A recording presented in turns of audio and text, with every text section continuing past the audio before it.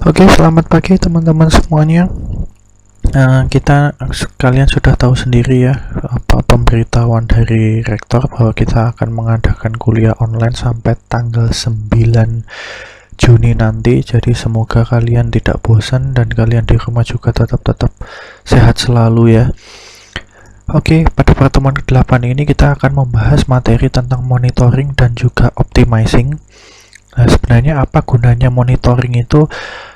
Seperti yang saya pernah jelaskan di pertemuan pertama, bahwa nantinya kalian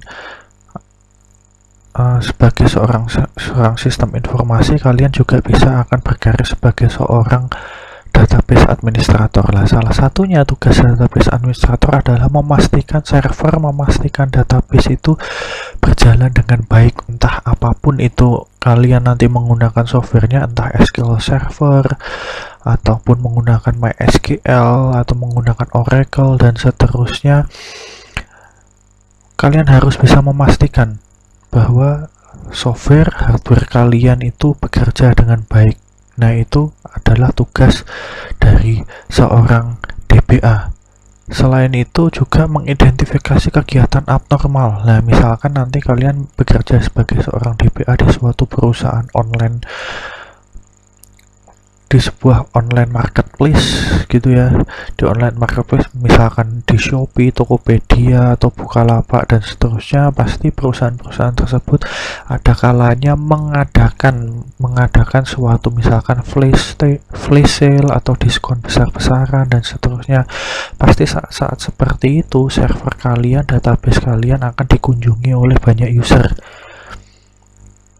Nah, bagaimana kalian di sini sebagai seorang DBA harus memonitoring apakah database kalian bekerja optimal atau tidak, server kalian bekerja optimal atau tidak di sini.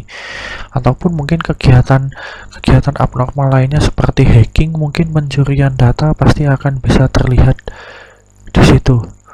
Kenapa kok tidak ada flash sale, tidak ada diskon besar-besaran, tapi kok penggunaan RAM-nya kok tinggi di sini ya. Kemudian ada proses select ataupun insert ataupun delete yang banyak di sini lah. Ada apa ini? Nah, itu kita bisa identifikasi. Ingat, semakin baik kerjanya seorang DBA, maka dia akan lebih banyak nganggurnya. Jadi pastikan server dan database kalian itu bekerja dengan baik ya. Apa saja sih sebenarnya yang bisa kita lakukan ya? Salah satunya menggunakan monitoring tools. Ada dua ya yang akan saya jelaskan pada pertemuan kali ini. Yang pertama adalah performance monitor. Kalau performance monitor ini secara default ya, ini sudah tersedia jika kalian memiliki OS Windows. Secara default dia pasti ada di sini. Nah, kalau untuk performance monitor ini dia lebih cenderung untuk memonitoring hardware, penggunaan CPU atau prosesor, RAM dan seterusnya. Gitu ya. Kemudian kita karena penggunaan hardware itu faktor yang mempengaruhi itu ada banyak. Salah satunya juga adalah seberapa banyak aplikasi yang berjalan dalam waktu bersamaan. Semakin banyak aplikasi yang berjalan pada saat bersamaan, pasti penggunaan RAM, penggunaan prosesor juga akan berkurang di sini.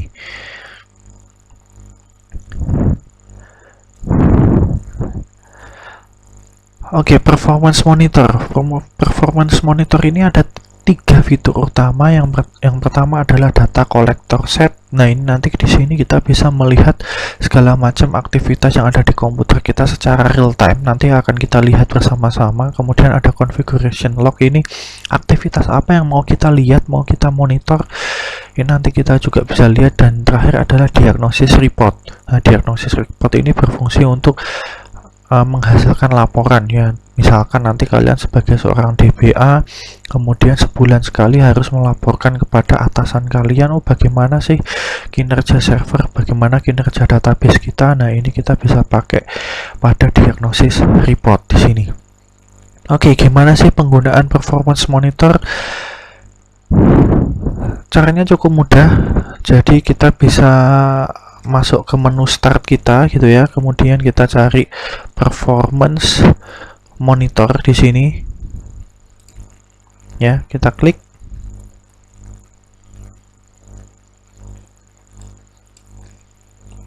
Kalau kita perhatikan ya di sini.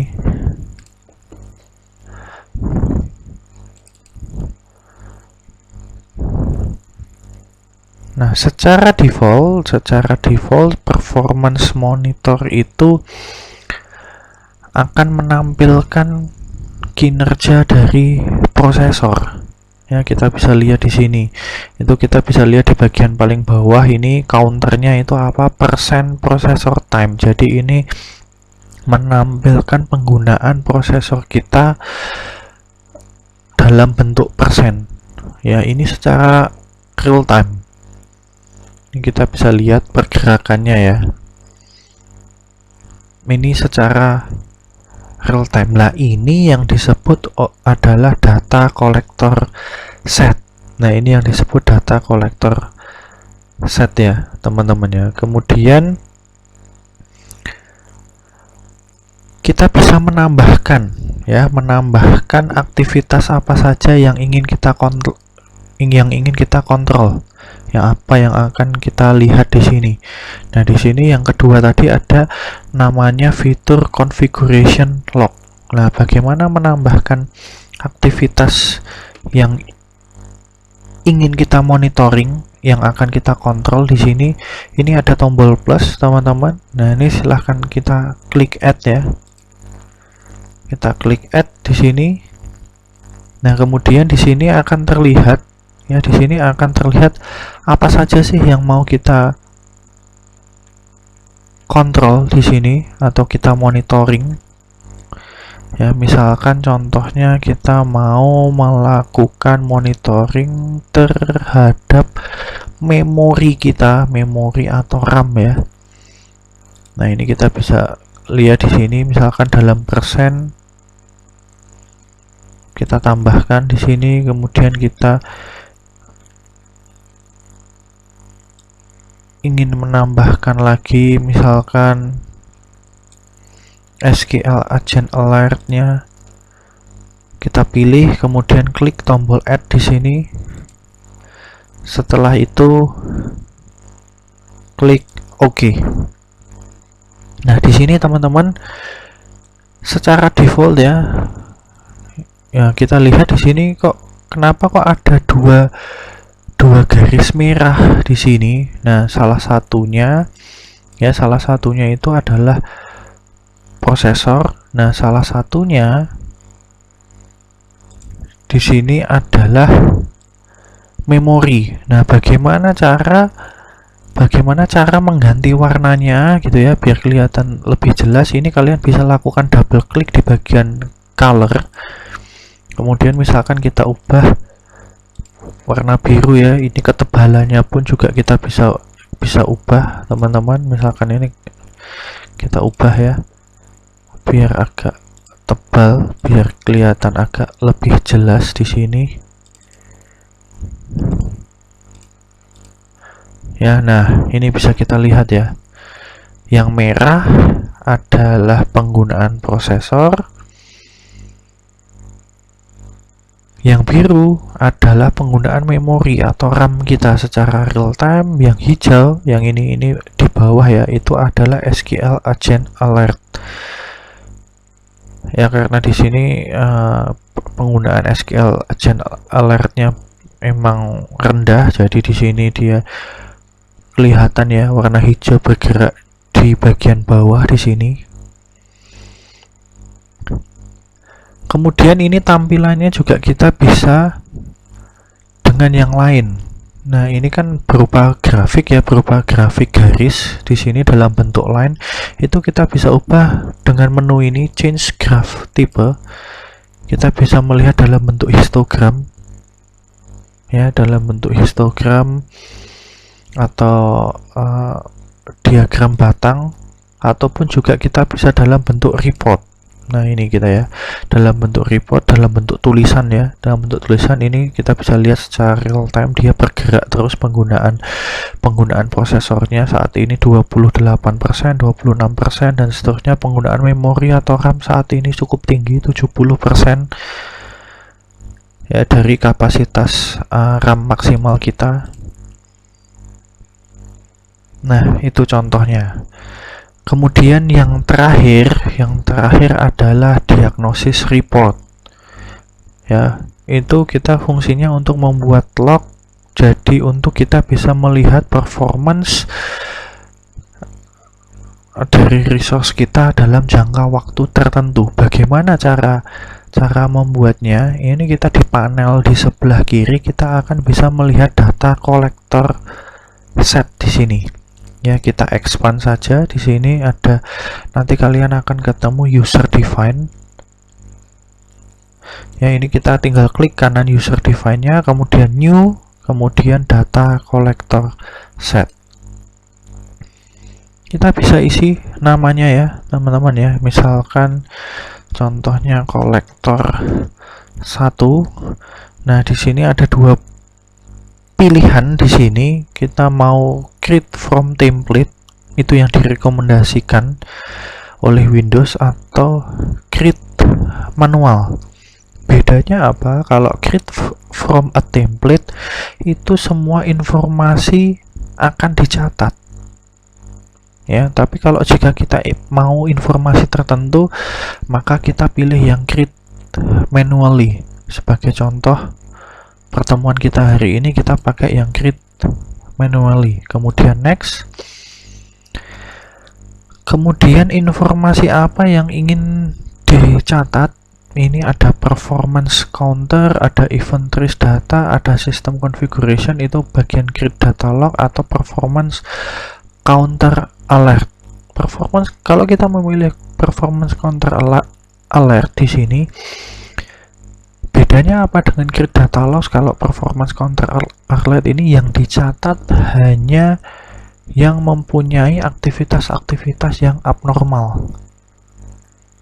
Ya, yang sudah kita setting sebelumnya bahwa kalau penggunaan memori atau RAM kita lebih dari 90% lah, maka akan kita catat di sini. Nah, ini kita pilih yang create data log saja ya. Tiga-tiganya kita centang atau kita cek. Kemudian next. Nah, kemudian kita bisa memilih data atau informasi apa yang akan kita catat di sini. Kemudian di sini ada, kita bisa ada sampel interval. Satuannya bisa second, menit, jam, hari ataupun minggu. Jadi pencatatannya gitu ya, pencatatannya nanti intervalnya berapa second di sini, 15 second kah, 10 second atau 5 second. Mungkin kita bisa ubah yang agak pendek ya teman-temannya, 5 second di sini. Kemudian kita bisa tambahkan add ya, misalkan sama seperti tadi kita mau melihat memori kita dalam persen, pilih kemudian klik tombol add, kemudian penggunaannya dalam megabyte, available in megabyte, sisa RAM yang digunakan, pilih kemudian klik tombol add, kemudian penggunaan prosesor,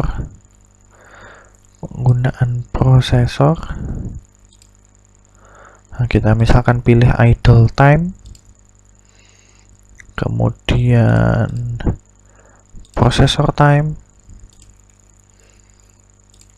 terakhir misalkan user time. Kemudian setelah sudah di sini, ini informasi apa saja yang akan kita catat nantinya dalam suatu log. Kalau sudah oke. Setelah itu next saja. Kemudian kita mau menyimpan ini di mana? Ya, kita mau menyimpan ini di mana? Misalkan kita buat dulu di local disk E ya. Saya buat folder yang baru, misalkan data logs.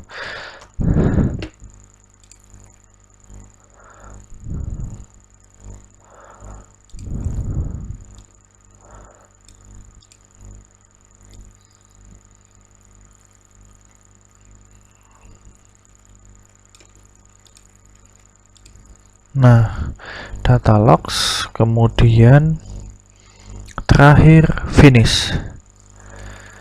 Ya, di sini akan terlihat statusnya ini masih stop. Berarti di sini kolektor 1 kita ini belum mencatat apapun, gitu ya, belum mulai mencatat apapun. Bagaimana untuk memulai untuk mencatat log yang sudah kita atur sebelumnya? Ini bisa kita klik tombol start di sini, atau mungkin kita bisa klik kanan kemudian klik start.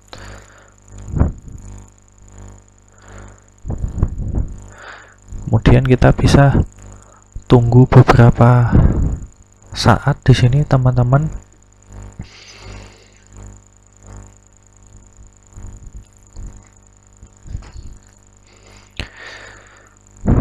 Silahkan teman-teman, karena kita kuliah online ya, kita lebih slow di sini. Silahkan kalau kalian sambil mau makan siang di sini, ambil snack dulu, ambil kopi dulu biar nggak ngantuk di sini. Silahkan sambil menunggu log kita selesai mencatat.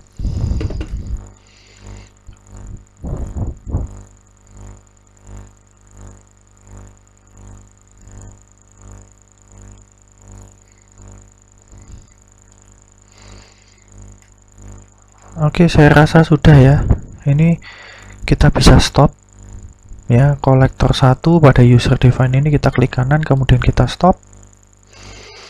Kemudian kita cek di folder kita yang sudah kita buat sebelumnya. Tadi saya ada di E, data logs.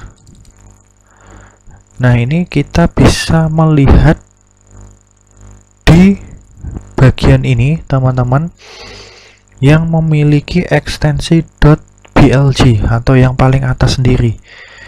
Kita bisa double klik. Nah, ini adalah hasil pencatatan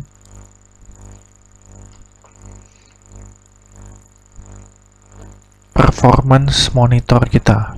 Ya, kita bisa lihat di sini bahwa komputer itu mencatat mulai ya dari jam 2 ya, karena saya membuat video ini di jam 2 pagi ya, jam 2 lebih 7 menit lebih 7 detik sampai jam 2 lebih 8 menit dan 13 detik, berarti sekitar 1 menit lebih ya di sini. Nah, ini adalah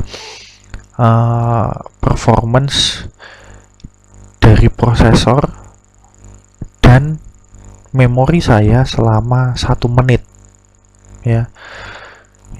Kita bisa lihat, kita bisa atur ini mau melihat range-nya seperti apa ya, kita bisa atur di sini, teman-teman. Kita bisa lihat pergerakannya. Oh, ternyata di jam 2 lebih 7 menit lebih 32 detik penggunaan prosesor saya itu seberapa banyak sih ya, kira-kira di sini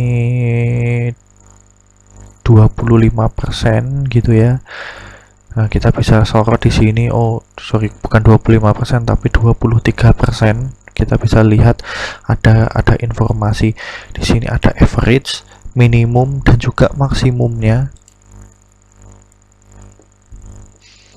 Nah, ini yang nanti kalian bisa masukkan di laporan bulanan kalian yang bisa kalian tunjukkan ke atasan kalian gitu ya. Ini hanya 1 menit. Ya, harusnya performance monitor ini ya kalian bisa catat dalam sehari, dalam berminggu-minggu, ataupun dalam bulan di sini. Oke, itu ya teman-teman ya. Yang pertama untuk monitoring tool kita yaitu performance monitor yang sudah secara default disediakan oleh Windows. Ya, untuk monitoring tool, yang kedua yaitu activity monitor, silahkan lihat pada video yang kedua. Jika ada pertanyaan tentang performance monitor, silahkan isi di kolom komentar ya teman-teman ya. Nanti akan saya jawab di situ. Oke, teman-teman, sampai jumpa di video yang kedua tentang activity monitor. Sekali lagi, jika ada pertanyaan silahkan kalian bisa isikan di kolom komentar.